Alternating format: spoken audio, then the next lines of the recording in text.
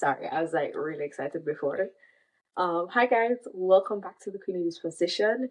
So today I really want to talk to you about something that is so pivotal that we must understand, and that is psychological warfare.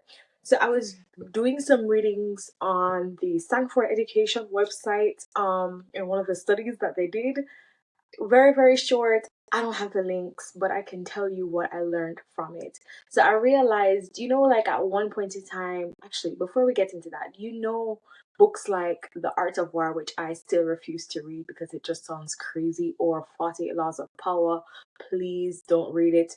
Or you also have another one, 48 Laws of War, or something to that effect. Like all of these war books, right, that were rooted in army recruitment and how to fight back then. I didn't really understand why people would have even recommended The Art of War to me as a teenager or as a young adult. Obviously, it's because they see some kind of potential. I remember when I was 19 or 18, around those ages, somebody literally told me that my story, like at that point, that was my testimony. More trauma has happened since then. But they were like, your stories sound like the beginning of a villain story. But I can tell that you are just so pure in heart that you need to be protected. And just read The Art of War. It will help you. Did I read that book? No, because it sounded like manipulation and warfare and all these things that I didn't really want to get into. But now, being the age that I am now, I completely understand why that was actually necessary to read books like The Art of War and Strategic, whatever it is, because of the psychological warfare that I didn't realize that I was under from a very, very, very, very young age. Okay? And today I wanted to talk to you about that. So, back then, this psychological warfare actually started in World War II, from as early as World War II, at least. That is what this document from Stanford, sorry, Education had brought to me. But I think it began before then, because the book of Ecclesiastes in the Bible literally says that there is absolutely nothing that is new under the sun, right? Obviously, if you don't know, Christianity is my religion. It's my basis of living. Jesus Christ is my Lord and Savior. And so obviously I will be making references to the Bible because that is where I glean my wisdom from. Okay. And the way how I live my life. That's kind of like what I base it on. So yeah. Right. As I was saying, in the Bible, you would see wars and rumors of wars I think it was in the book, Matthew chapter 24, where it talks about there's going to be wars and rumors of wars, right? So war was something that obviously existed in the Bible. We could see it with the Egyptians versus the Israelites. We could see it with the Israelites versus the Canaanites. We could see that with the Moabites versus the Israelites. You know what? There were so many warfare that happened, and definitely with the Egyptians, they would have employed this psychological warfare. But of course, we only tend to see what is in front of our eyes, or the last bad thing, rather than looking at things that would have happened further away in time, right? Because that is what we can relate to mostly. So I'm not going to give you context of what happened in World War II because that's not the focus today, but I want to give you just the whole concept of a psychological warfare and why it's important that you understand how the psychology of this thing, so you know how to. Do you get what I mean? Yes, I think you understand where I'm coming from. Okay, I'm trying to figure out what parts to share, which parts not to share. So, the meaning of psychological warfare, now that I explain where it is coming from, is obviously the influencing the will, and so directing the actions of people in the enemy and the enemy's occupied territories according to the needs of a higher strategy. Now, that was the Stanford definition of warfare. Hold on. Hey Siri, give me the definition of psychological warfare, please.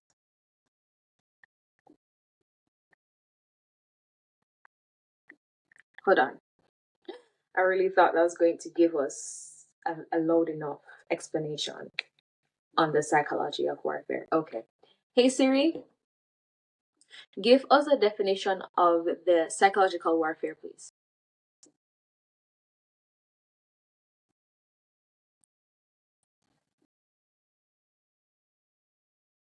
Not sure if you heard that, but I'll repeat it. Actions intended to reduce an opponent's morale. So obviously, because it's in the mind, the psychology usually occurs in the mind, correct? That is what they're basically attacking.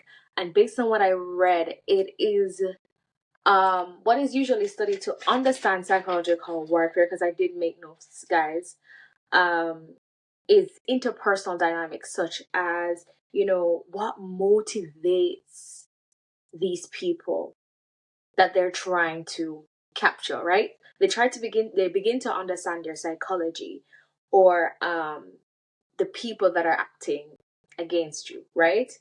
How rank, rules, discipline, and bravery shape how you treat and obey somebody.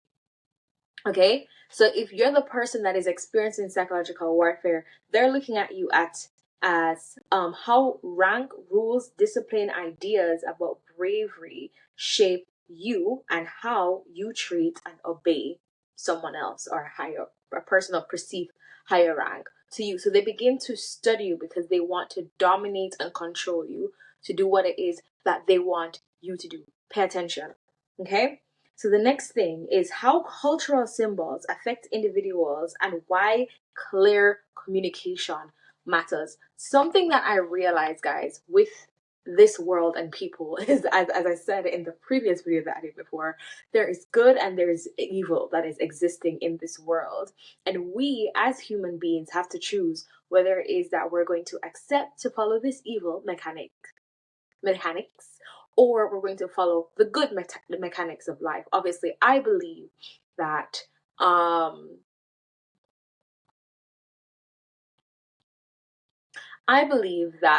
yeah, we make that choice. I was gonna make a disclaimer, but I've decided to not do that. It's not necessary. Okay, I already made my stance very clear when it comes down to the Bible being my ultimate philosophy. Okay, right. So these are things that you should pay attention to if you feel like you could be under psychological warfare. I'm not sure if I made this point before, so I'm going to enunciate it again just in case I didn't. There was a period of time where warfare happened with an actual war between countries, between race, between cultures and nationalities. Actual human beings, or a spiritual war, as Christianity still believes exists today. But I believe that it's under heavy mechanisms that actually start out in the mind first. And if you beat the psychological warfare, 9 out of 10 times you're going to reach a point where it's no longer psychological, but it's also going to be spiritual, and it's also going to be a physical warfare.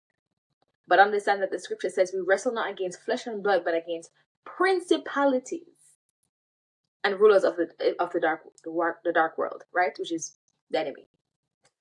Cool. So now that we understand that he's the dictator of evil, I think we can move forward by me saying that there's a time where it used to be mainly physical, right? You can actually see your opponent, you can see your enemy, but most times, okay, maybe countries will maybe going after countries again.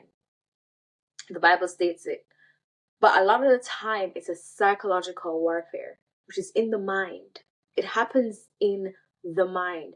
Have you ever wondered why you have a vision, a purpose? You know that's your purpose. That vision is your purpose. But it's like there is issues in getting to that point. It's because you're probably under psychological warfare. You not believing that you're not good enough to get to that point is psychological warfare, because it's stopping you from embarking on the greatness that God has for you, so that the people that you are called to reach will never reach you, and they will stay stagnant until God decides to raise up another person. Let's not let that be us. Let's continue on the race. Don't remain in a defeatist position. Okay. So something that we need to understand about psychological warfare is The purpose is to undermine political ideologies through poisoning your motivation. So we could see that, think about how, did you know that Hitler was actually poisoned in his thinking? I cannot remember the name of the man that did that, but he was actually poisoned in his thinking to want to eradicate the Jews at one point, right? And that is him being poisoned, and that person or principality was actually using that to silence a set of people, which is absolutely wrong. The second that you can see that as psychological warfare. Whoa, look at that. That is World War II.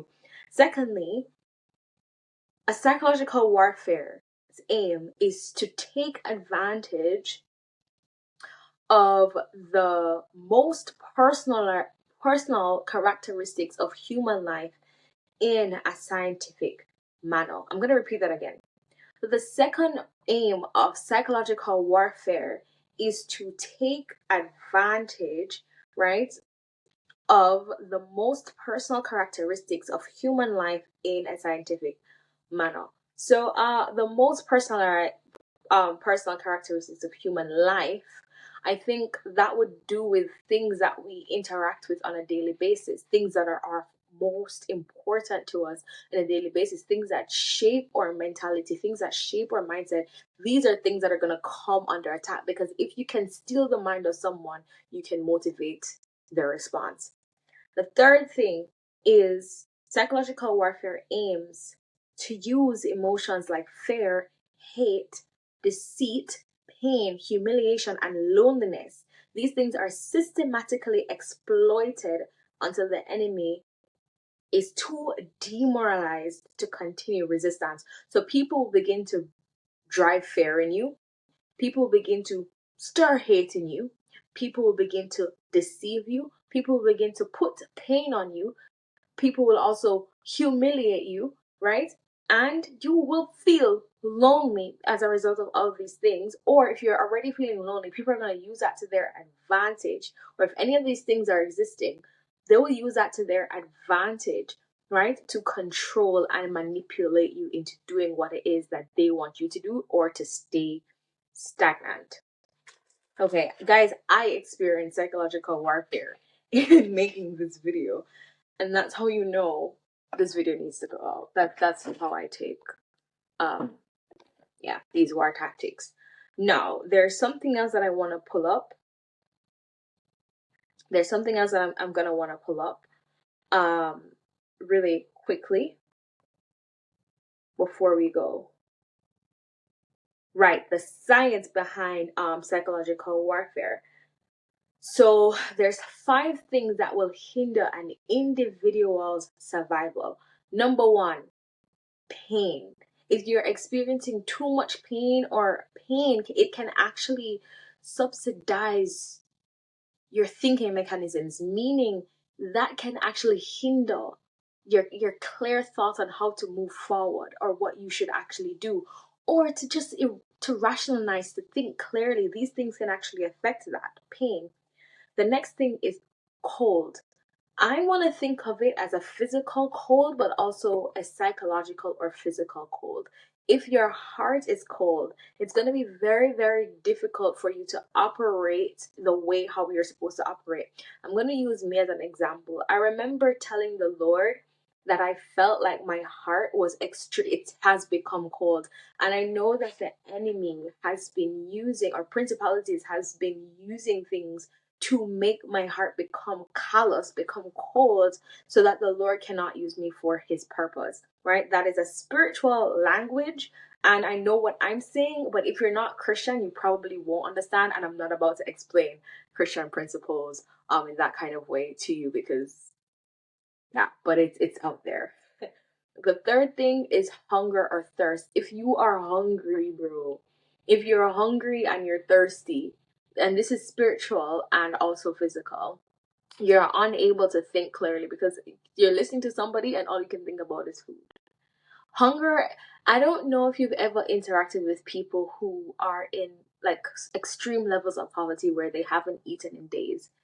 They display the most irrational behaviors. Okay? And I don't mean that in a demeaning way, but I mean it as fact. And so if you want to have a conversation with the person, probably feed them. Like feed them, you know, give them that survival so that they can actually have a conversation with you.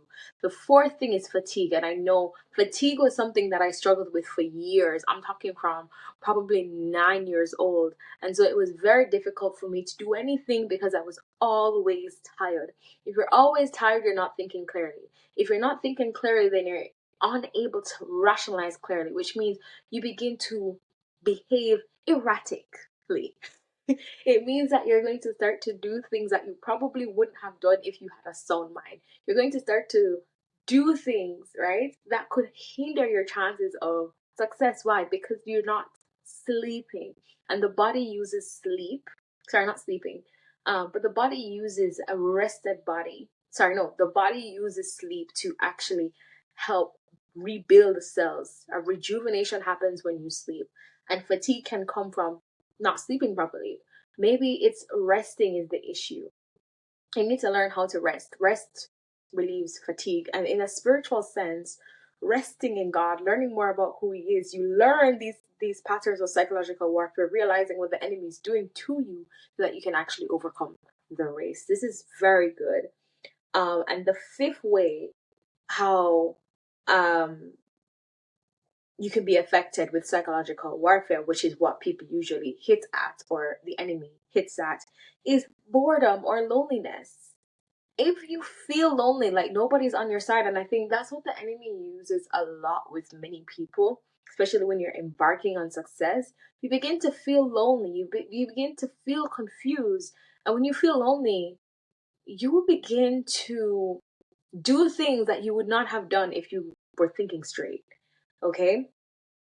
So it says here, by exploiting these factors, psychological warfare attempts to focus on the suffering rather than death.